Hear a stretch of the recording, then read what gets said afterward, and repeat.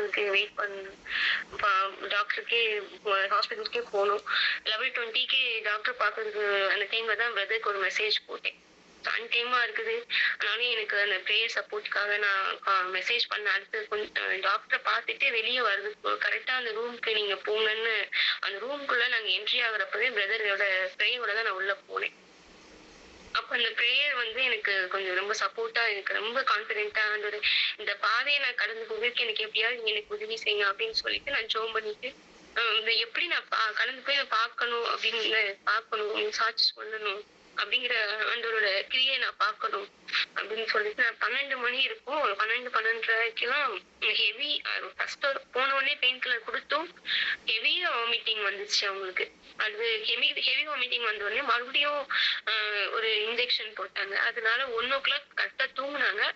1 hour தான் தூங்குனாங்க. 2 மணிக்கு ஷார்ப்பா எந்திரிச்சிட்டாங்கன்னா அதுல பெட்ல உட்காரவும் முடியல, படுக்கவும் முடியல, நிக்கவும் முடியல அப்படிங்கிற மாதிரியே இருந்துட்டே இருந்தாங்க. ஸோ மறுபடியும் நான் போய் கேட்ட உடனே 4 o'clock வரைக்கும் பார்த்துட்டு அப்போ ஒரு இன்ஜெக்ஷன் மறுபடியும் போட்டாங்க. ஆன்டிபயோட்டிக் பெயின் கில்லர் கொடுக்கறது 6 hours ஒன்ஸ் தான் கொடுக்கணும், இடையில கொடுக்க முடியாது அப்படின்னாங்க. அப்புறமா சரின்னு ஒரு தடவை கொடுத்துட்டு பார்க்கலான்னு பார்த்தாங்க. அப்பவுமே அவங்களுக்கு 4 o'clock அப்ப நம்ம ஜெபத்துக்கு வந்தோம், ப்ரேயர் பண்ணோம், எல்லாரும் சேர்ந்து பண்ணோம். அப்புறம் சிஸ்டர் வந்து அதுக்கப்புறம் ஜெபையை நான் வாங்கிட்டு நான் போய் எங்களோட பாஸ்டர் தான் என்னோட வந்திருந்தாங்க. அவங்க போய் வாங்கிட்டு வந்துட்டு அதை நான் ப்ரேயர் பண்ணோம். அப்புறமா தான் ஒரு 7:30 இருக்கும்.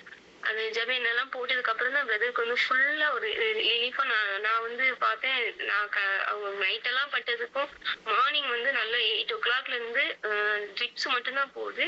எந்த பெயின் கில்லர்லாம் அதுக்கப்புறம் எடுக்கலாம் இல்லை. அப்படியே 2 பாட்டில் ட்ரிப்ஸ் மட்டும் போட்டு மதியமே ரொம்ப நல்லா கியூர் ஆயிட்டாங்க. பெயின் எல்லாம் ரிலீஃப் ஆகி நல்லா தூங்கி ரெஸ்ட் எடுத்து நல்லா அது வந்து டாக்டர் வந்து அப்சர்வேஷனுக்காக தான் வச்சிருந்தாங்க. இது அட்மிஷன் கூட இல்லை. அந்த கத்தர் அதுல கூட எனக்கு இது வரைக்கும் அட்மிஷனே இது வரைக்கும் நம்ம போகல. இந்த நாள்ல கடைசி இந்த மாதத்தின் நாள்ல இப்படி எனக்கு இருக்குது அப்படின்னு அந்த கேட்கிறப்ப இது அட்மிஷனே இல்லை, ஜஸ்ட் அப்சர்வேஷன் தான் அப்படின்னு சொன்னாங்க. அதுக்காக கத்தருக்கு ஸ்தோத்திரம்.